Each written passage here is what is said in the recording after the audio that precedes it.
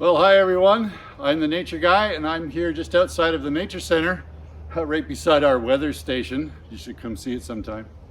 But out in this area behind me, you can see there's not much growing up on the ground. It's pretty dead.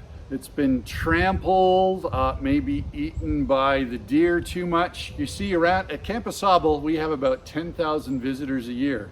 And many of those come to the Nature Center. And so we have a problem in some parts of camp of things just getting trampled.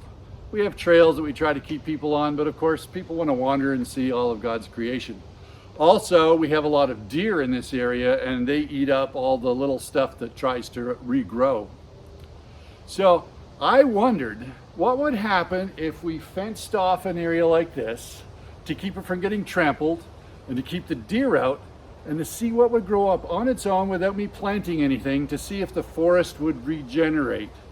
Because you see, the last couple of weeks we've been talking about how some of our organs regenerate or don't regenerate.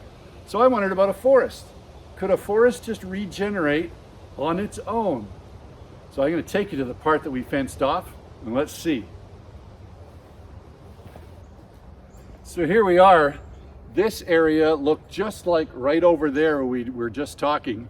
This was completely trampled and chewed by the deer. And so we put up this fence. Actually, we put up the fence 3 years ago. Well, after the first year, things started growing up and I was all excited. But then a big tree over there fell down, knocked down the fence, and the very next day the deer were in and ate up everything that had started. So the new fence has been up for 2 years, and you can see that things really have regenerated. There are aspen trees here that are as tall as I am. And if you can see down below, there's all sorts of grasses. Earlier this summer we had flowers. Oh, I see some maple trees coming up.